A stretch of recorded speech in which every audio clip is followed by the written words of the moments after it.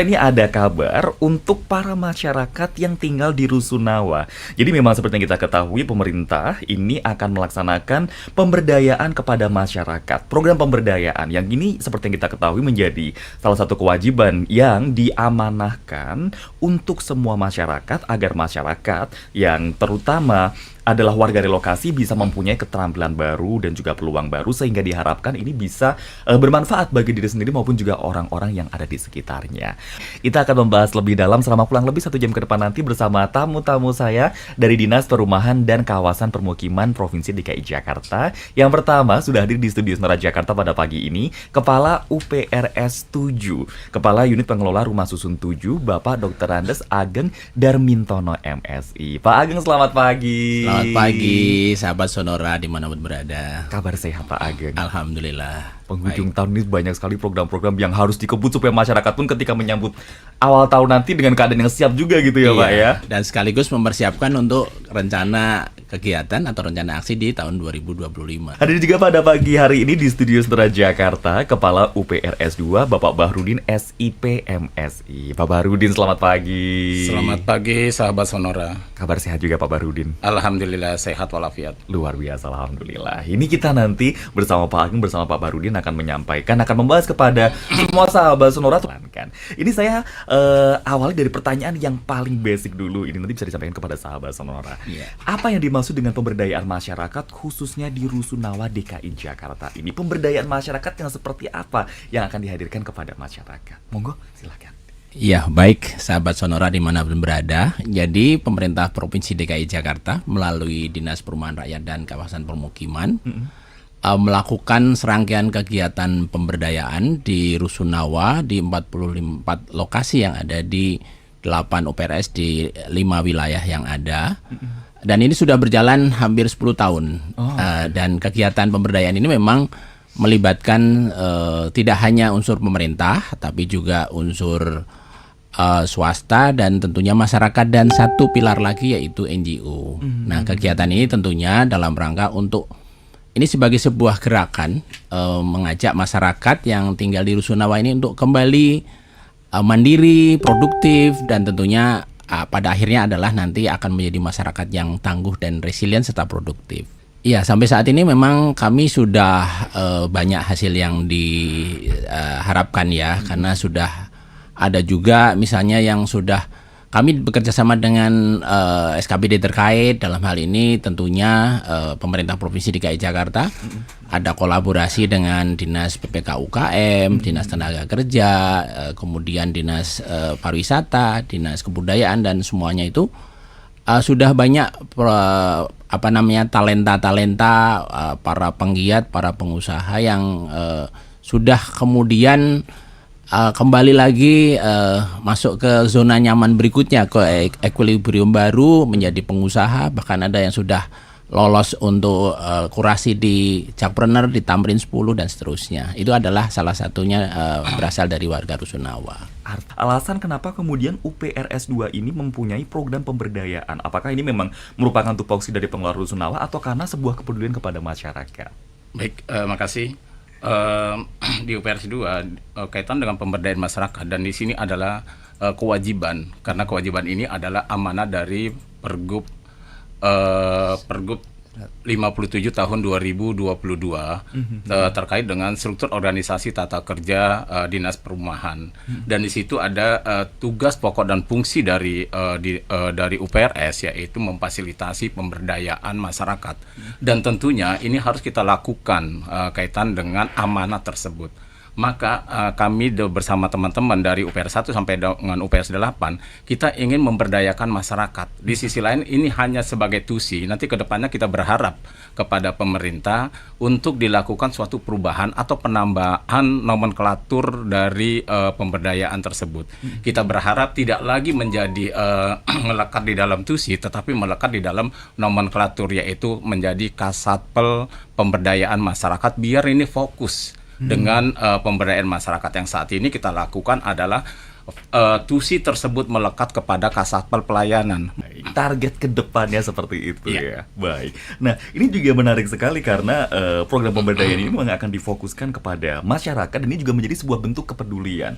Responnya masyarakat sejauh ini tadi seperti yang sudah disampaikan sebelumnya oleh Pak Ageng dari tahun 2014 sampai sekarang ini juga sudah banyak yang kemudian bisa istilahnya bergerak sendiri ini. Nah, ini saya juga penasaran, kenapa masyarakat yang tinggal di Rusunawa DKI Jakarta sangat penting sekali untuk diberikan pemberdayaan. Seperti apa? Saya kembali lagi ke Pak Ageng. Baik yang karena program pemerintah seperti yang sekarang sedang dijalankan oleh Kementerian Perumahan dan Kawasan Permukiman tentunya, itu tentunya kami harus melakukan upaya untuk bagaimana meningkatkan keterampilan mereka, bagaimana kita harus membangun ekonomi baru di kawasan baru tersebut, sehingga mereka yang tadinya di tempat lama itu sudah punya pelanggan. Nah, sekarang kita buatkan upaya-upaya untuk mereka itu mendapatkan pelanggan-pelanggan baru di tempat baru, sehingga kawasan-kawasan rumah susun ini menjadi kawasan permukiman baru yang boleh dikatakan self-contained ya, karena mereka memang akan tinggal di situ, bekerja di situ, kemudian produktivitasnya ada di situ. Dengan terkait dengan pemberdayaan masyarakat ini sangat penting. Ini karena untuk pemberdayaan ini kita bisa mereka mendapatkan keterampilan baru. Tentunya kalau mendapatkan keterampilan baru, mereka akan menjadi ini adalah suatu peluang bagi mereka untuk mendapatkan pundi-pundi rupiah. Dan ini yang kita harapkan, jangan sampai mereka tinggal melulu di Rusunawa, tetapi kita tidak mengurusi mereka. Yang kita urusi mereka adalah ketika mereka masuk ke Rusunawa, maka tentunya kita harus melakukan pemberdayaan kepada masyarakat.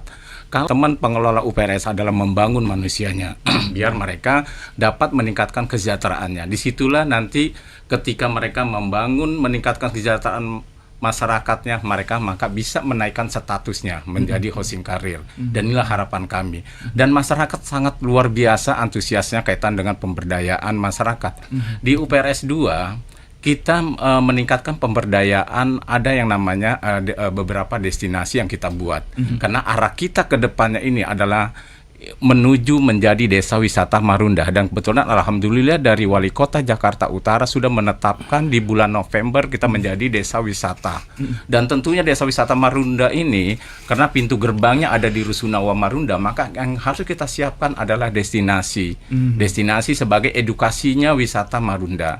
Dan disitulah nanti masyarakat mendapatkan lagi rupiah.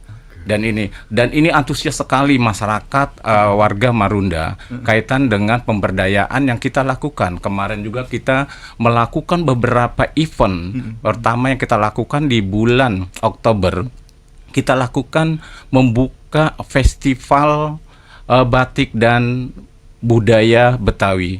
Dan kita bersama-sama dengan UMKM, alhamdulillah fantastis sekali penghasilan atau omset dari UMKM tersebut. Kita sebanyak 59.745.000 rupiah. Dan ini luar biasa ketika kita melaksanakan bazar UMKM. Kemarin juga kita melaksanakan hal yang sama, yaitu Family Fun Day, di mana Family Fun Day ini adalah untuk membangun komunikasi yang positif antara anak dengan orang tua, antara warga Rusunawa dengan pengelola, dan kita menjadi satu kesatuan. Dan inilah harapan kami, kita menjadi guyup. Dan ini juga luar biasa, omsetnya naik menjadi 60 jutaan lebih. Nah, ini saya merasa bangga terkait melaksanakan kegiatan-kegiatan tersebut, bukan hanya dari sisi kami, tetapi dari warga lah yang menikmati. Luar biasa. Yang dinikmati tidak hanya bertambahnya income saja, namun saya yang tadi soroti juga, masyarakat yang tinggal di sana yang mungkin awalnya tidak saling kenal, mereka pun juga saling guyup, sama-sama bahu-membahu untuk memanfaatkan apa yang sudah mereka miliki, keterampilan yang sudah mereka miliki untuk kebaikan bersama. Saya semakin penasaran, ini program UPRS 2 apa saja yang diberdayakan kepada masyarakat yang ada di sana, tapi kita bahas di sesi berikutnya. Kita break sebentar dulu, Pak Bahrudin dan juga Pak Ageng, nanti kita lanjut lagi di sesi berikutnya. Dan sahabat Sonora, pastinya perbincangan perbincangan pada pagi hari ini berkaitan dengan implementasi pemberdayaan masyarakat di Rusunawa bersama Dinas Perumahan dan Kawasan Permukiman DKI Jakarta. Mas Yakta yang masih membahas soal implementasi pemberdayaan masyarakat di Rusunawa. Menyinggung bahwa ini merupakan pemberdayaan yang diberikan kepada masyarakat yang tinggal di Rusunawa yang selama ini sudah berjalan dengan baik. Masyarakat pun juga sudah banyak yang merasakan manfaatnya, baik secara finansial maupun juga secara lingkungan sosialnya pun juga ini membuktikan bahwa program ini sangat bermanfaat sekali untuk masyarakat. Nah, dalam program UPRS 2 terkait pemberdayaan di rumah susun ini ternyata ketika saya intip ya Pak ya, ada banyak sekali program-program yang diberikan kepada masyarakat yang tinggal di sana. Nanti monggo silakan dari Pak Akin atau Pak Barudin bisa disampaikan ada program-program apa saja yang dihadirkan kepada masyarakat yang tinggal di sana. Silakan. Baik, program kami di UPRS 2 yang kita lakukan adalah yang pertama adalah kita membuka program pelatihan dan tentunya ini kerjasama dari teman-teman Dinas Tenaga Kerja dan Dinas UMKM dan mereka memberikan pelatihan-pelatihan biar mereka juga bisa dapat meningkatkan kompetensi mereka, harapan kami. Lalu juga kami dari situ kita akan melibatkan pelaksanaan bazar yang tadi saya sampaikan sudah menyinggung bahwa ketika kita melaksanakan event-event untuk mengkampanyekan desa wisata atau kegiatan yang lain, tentunya kita akan melibatkan bazar UMKM. Biar ini terjadilah perekonomian, biar berputar perekonomian. Ini sih karena tadi tujuan kami adalah Rusunawa kita akan jadikan sebagai desa wisata Marunda, sebagai pintu gerbangnya. Tentunya kalau untuk menarik wisata, maka yang harus kita siapkan adalah kita mengembangkan destinasi. Nah, inilah destinasi wisata Marunda luar biasa. Sudah banyak, kalau nggak salah ada 11. Yang di dalam Rusunawa Marunda itu ada 8 destinasi. Salah satunya ada greenhouse, di mana greenhouse ini kita dalam waktu 6 bulan kita menjual sayuran sudah sebanyak 1.200 lebih kilo.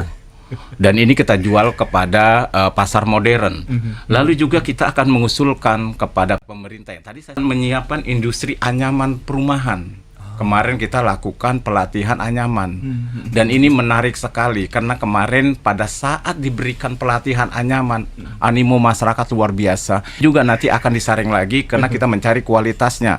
Karena di situ juga ada pengusaha yang akan membeli anyaman tersebut. Dan ini bisa membantu perekonomian keluarganya.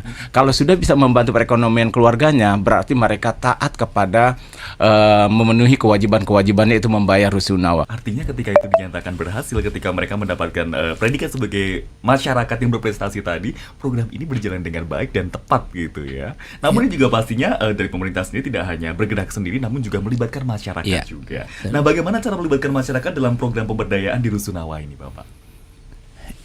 Dalam pemberdayaan ini kan sebenarnya ada 2 aspek. Yang pertama adalah aspek hard atau hard skill, yang tadi ada pelatihan keterampilan dan seterusnya. Yang kemudian adalah soft skill.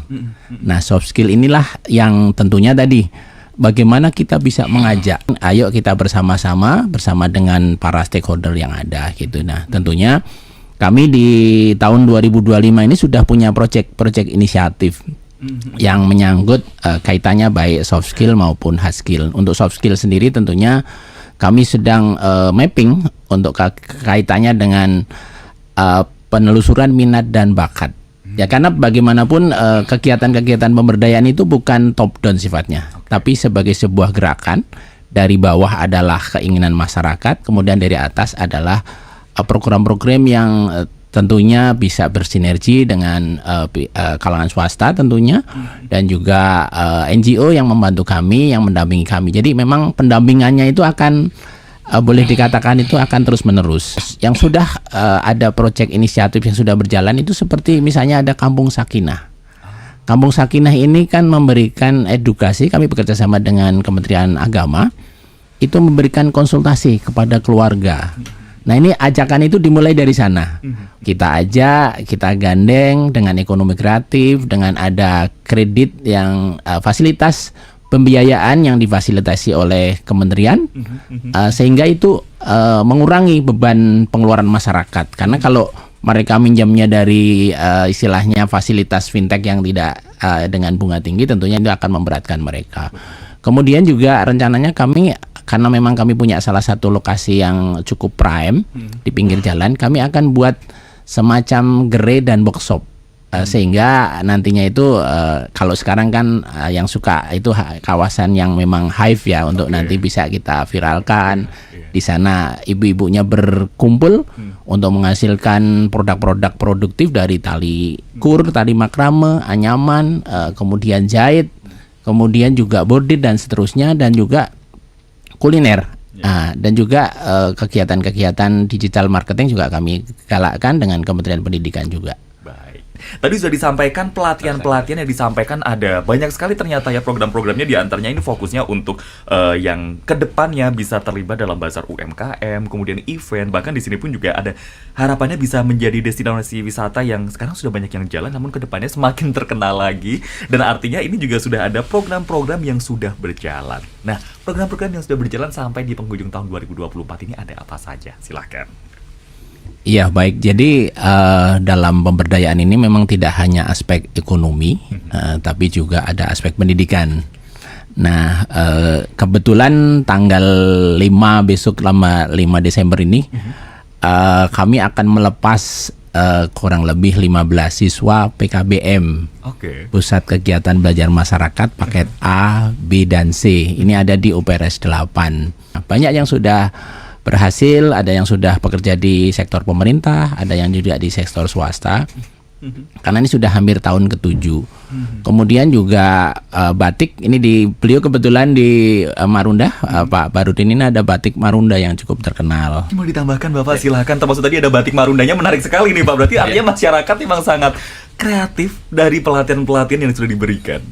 Kita memiliki batik Marunda dan batik Maliha. Memang yang sudah terkenal ini adalah batik Marunda. Kami berharap juga kita akan membuat di tahun 2025 ini adalah Dekranasda atau galeri untuk display dari produk di UPRS 2 Marunda. Jadi ketika kita membuat suatu produk tersebut, nanti ada kita buat Dekranasdanya untuk display dari produk-produk tersebut. Lalu juga kita kemarin juga melaksanakan membuat rumah produksi mangrove. Karena kita di pinggiran wilayah utara, tentunya ini adalah pinggiran pantai, maka kita salah satunya adalah membuat rumah produksi mangrove untuk menanam mangrove. Nah, ini juga kami melihat juga ada beberapa paslon, semuanya adalah programnya tentang mangrove. Nah, kita sudah melaksanakan terkait dengan program mangrove tersebut. Lalu juga kita sudah membuat program ketahanan pangan dari bekerjasama dengan teman-teman dari Dinas KPKP. Nah, ini yang tadi saya singgung sedikit, yaitu kaitan dengan greenhouse. Nah, ini adalah untuk mempertahankan. Nanti juga ke depannya lagi Ibu Wakil Menteri Pemberdayaan Perempuan akan membuat untuk ketahanan pangan, yaitu beternak ayam telur. Menurut saya ini hal-hal yang bagus, dan nanti saya berharap juga ini akan bisa terlaksana sesuai harapan dan keinginan dari Ibu Wamen tersebut. Lalu juga ada program pelatihan konten kreator. Karena kita ingin mengkampanyekan desa wisata Marunda. Nah, dari situlah dari teman-teman konten kreator ini bisa mengkampanyekan tersebut. Luar biasa. Dan satu lagi untuk ini jangka pendek juga sebenarnya. Yang tadi saya sampaikan adalah Dekranasda. Saya yakin nanti ketika Dekranasda ini berdiri, maka display untuk produk-produk Rusunawa dapat meningkat. Dan sehingga masyarakat Jakarta bisa berdatangan ke Rusunawa Marunda untuk melihat produk-produk yang dibuat oleh warga Rusunawa, termasuk rumah kreator, rumah kreatif. Inilah nanti rumah kreatif juga kita akan buat rumah kreatif. Dan inilah kami ingin memberikan pemberdayaan, meningkatkan pemberdayaan agar warga Rusunawa dapat meningkatkan kesejahteraan, sehingga warga Rusunawa tidak melulu lagi tinggal di Rusunawa, tapi dia juga harus ada peningkatan statusnya. Tidak hanya berhenti di beberapa masyarakat yang sudah selama ini, mungkin sudah banyak yang sukses juga, sudah banyak yang menikmati manfaatnya juga, namun juga ke depannya semakin banyak masyarakat yang merasa program ini sangat bermanfaat dan juga kedepannya semakin berhasil juga, Iya. seperti orang-orang di sekitarnya. Tadi seperti disampaikan juga ya Pak ya, keluar dengan senyuman, bukan dengan tangisan. Karena itu sudah sangat terbukti sekali selama 10 tahun program ini berjalan, dan kedepannya program ini masih akan terus berjalan, termasuk di tahun 2025. Mudah-mudahan